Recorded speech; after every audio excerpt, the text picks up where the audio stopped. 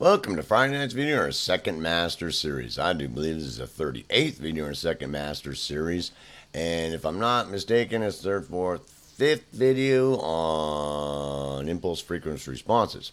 So I hope that I made it very concise in the last video. For the most part, what we're looking at when we're looking at impulse responses, and I do suggest you do further study, and then because it's a very complicated subject and it's very in depth, and it's certainly not getting covered in 4 or 5 videos, the full depth and scale of its impact in the studio.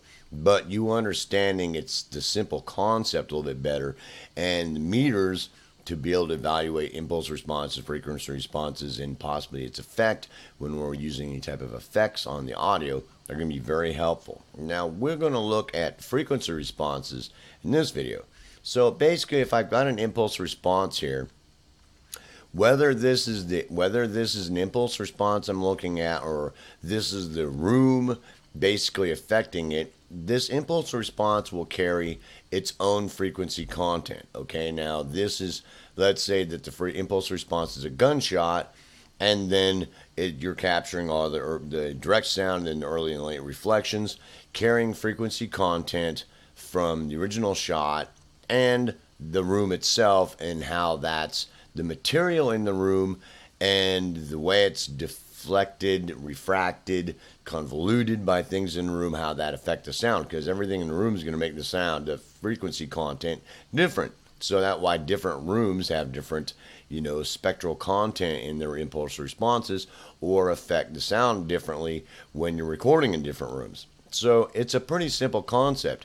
And this concept also crosses the line of, besides you understanding how different rooms are going to have their own frequency content, that you're going to have, like I say, my voice. I do that. You've got the sound of my voice, you've got all these early, and you got the direct sound, and then a bunch of early and late reflections that the room is going to change the frequency spectrum of that sound at some point. It's going to change it.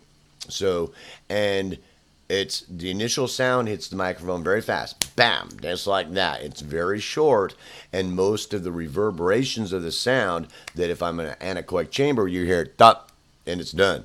With reverberations, it's a lot wider, thicker, and more fuller sound, because of your hearing rapid reflections, or quick reflections, and early and late reflections that are making your sound perceive that it sounds different. If I'm sitting in the bathroom, you wouldn't hear my voice and then the bathroom sound. You would hear my voice in the bathroom, or my voice in the kitchen, or my voice in the front room, because the change is so fast, and it's convolved together so fast that it's very difficult for you to perceive, to separate the sound of your voice from the sound that you hear that makes you think that sound is in a bathroom, or in the wash tub, or in a bottle, or whatever. It's hard for you to separate that because it happens so rapidly.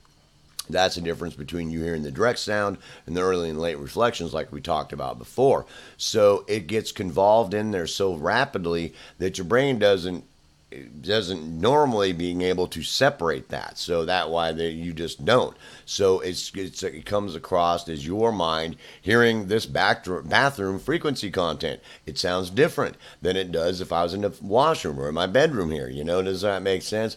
And your brain's going to perceive that in the frequency realm, that's affected the frequency content and made it sound different. Besides the impulse response aspect of it we talked about in the last video, it's going to change the frequency content of what your brain and your ears perceive to be what you're hearing. So I hope that makes it very simple, because everything, the size of the room, the materials in the room, the things it's reflecting off, whether they're absorbing things, or they're hard surfaces, or they're soft surfaces, and their angle to the microphone, eventually, like we talked about, that when we're going through here, that it's eventually going to come back. So you have that initial sound, then it goes off in every direction, and then when it hits stuff, it can change the frequency content, like the difference between hearing my voice here, then in the bathroom, you would know that I was recording in the bathroom. It would sound like I'm in a bathtub, right? You would know it, because not only are you hearing the difference in impulse response, but you're also hearing that it's changed the sound as it bounces around and comes back. those early and rate reflections are carrying a different frequency content that is perceivable. Besides just the sound of the impulse response, the frequency content sounds changed. Okay, now this is just basic impulse responses, but microphones, audio interfaces, software can change the frequency content of what's going on. Not just the room can change it, but also hardware, software, electronics, algorithms and software can change the frequency content, make it sound different. So know that it's happening is more important, so that you can go, wait a minute, what's going on there? It's like, so you can start evaluating it. The diffractions off different materials and angles and things like that are going to change the frequency content. The decay, even the RT60 and the decay, because of it decaying with certain frequency content, is going to change. The decay in the bathroom is different, and it's going to have a different effect as it decays off on the frequency content, which sounds funny, but it will.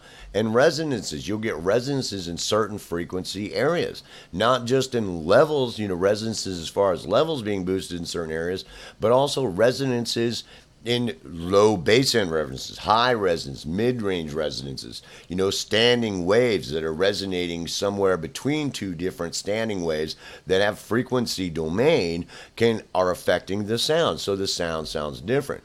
So that when you're looking at like a vocal here, that all those aspects are going to cause the frequency content to sound different. So this is like we had mapped this out, mapping out, frequency content in a vocal or something, that this map is going to look much different if I recorded this in a bathroom or in a front room or a big cathedral or something like that. This frequency content would look different. So these are huge concepts to get in your head. And the impulse response would change also. That's not as much looking in the frequency domain, but it would change. And the size of it can affect what the frequency looks like. Because if I got this large hall and I loop this and the frequency content looks like this on a small hall, let's say like here, I'm looking at this one at C10. Like if you look on here, this one's only a 10 millisecond impulse response, and it's only got that many samples to judge what the frequency content is. So when we're looking at a spectrogram, but if it has this large hall, this is 50 milliseconds here, so this is close to like, almost 150 milliseconds, this large hall. So it's more likely going to change what the spectrum looks like, because it's got a lot more information from that room to make a judgment about what all frequency content might be there. It might be drastic, it might be very little, I'm not sure. Depends on the room and what all's involved in the room and what you've cut out and what you haven't, what you've, because we've talked about impulse responses, and those impulse responses are going to be carrying frequency information, frequency spectrum information with them also. So whenever you're looking at an impulse response, that it is carrying all that other information with it. Does that make sense? And so it's a very complicated subject. But understanding that's what you're looking at, so that when you're understanding, when you're looking at that impulse response, now this could be the impulse response that you're using your convolution reverb, or this could be what your room is doing to your voice during a lecture on audio engineering. This is having a direct effect on how that sounds, whether it sounds like you're in a bathroom or in a cathedral, in your bedroom, or in a doghouse. I don't know. Whatever it is, it's going to change the spectral content and sound different. Does that make sense? And so whenever you're affecting an impulse response or your room in any way, it's changing this, right? So, and you can affect this in different ways with, software, hardware, applications, equalization, all kinds of things as far in room treatment. And, the concept here, the biggest concept to try to get across to you when we're talking about the frequency response of either an impulse response or the frequency response of a room, or what your microphone might do to the frequency response, is that it's affecting that initial sound. You know, I've got my transducer that is my mouth, and depending on what microphone I'm using, what room I'm using, you know, how it's set up, you know, what hardware and software it might be going through until I have this printed track or on something, that all of that is going to affect the frequency and impulse response aspect of what it actually is, and rather than it just being anechoic or something like that. And so it's very complicated. So the concept, the biggest thing that I'm trying to get across to you is that as you're thinking about this, understand that whether you're applying convolution reverb, normal reverberation plugins are more than likely adding some convolution and or summing into an addition of frequency content that is going to change the sound. It's just like my microphone here. This is a $150 Sennheiser microphone. Now, this microphone sounds just like that in this room, but in a different room with a $50,000 microphone, it is going to sound a little bit different. You know what I'm saying? And, you know, that's going to change the spectrum. The spectrum that you're going to see, that is what the end result is affected by many things. And just to keep that in mind, that way, whenever you're having issues, it helps you to deal with issues. It helps you to go find issues. It helps you to do, you know, you're going through your signal chain, trying to figure out why something is affecting my audio, you know, or something wrong, you know, or something doesn't sound right. And you understand that just about everything can affect your impulse response and your frequency response of the end product, to help you pinpoint where the issue is, or to help you pinpoint where you might be able to enhance better or edit better to help you come out with a product, or to help you get ready before you even start recording, so that you will take these things into consideration, looking at things with the meters we've talked about, understanding better what you're looking at, understanding that it is a part of every aspect as you're going through the production as an engineer, that this is happening and this is what is happening, so that you can make better decisions, that you can make better evaluations, and you can make better analyses of what is going on. So that's, to make a long story short, I'm trying to keep this segment on talking about impulse responses and frequency responses real simple. There's a lot of information on my channel, and you can dig about information on the internet. You know, you can do a lot of study, and I do not dissuade you from doing that. But these are really important concepts to get in your head, because of how much they affect everything you do in the studio. I mean, no matter at what phase, almost at any phase, that these concepts can convolute and destroy your production, or they can make your production just, yeah. Does that make sense? And how you view these things, how well you analyze things, and how much these things affect your decisions to help you make better decisions is going to make you that next level audio engineer. So like when you're doing the things I talked about in my first master series, that these concepts are really in your head, so that as you're doing any of the things that you know this may be affecting them, or they might be affecting that these things that are reality in the studio, that can be being cause an other effect that you can take into consideration to make you that much better of an engineer and be able to do a better job at every phase through a production.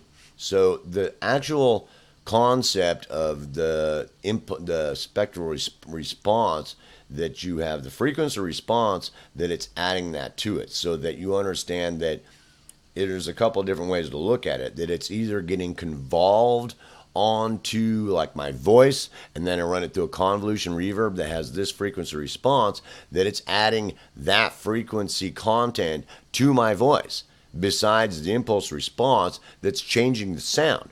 then you understand why you have a $50,000 microphone that might sound awesome, dude. Oh, yeah. And you've got, a $100 microphone. They're like, well, it's not too bad, dude, but it certainly doesn't make Beyonce sound that good. And since I don't have Beyonce, I got my ugly brother Bob, then I don't like it that much. I don't want $50,000 microphones.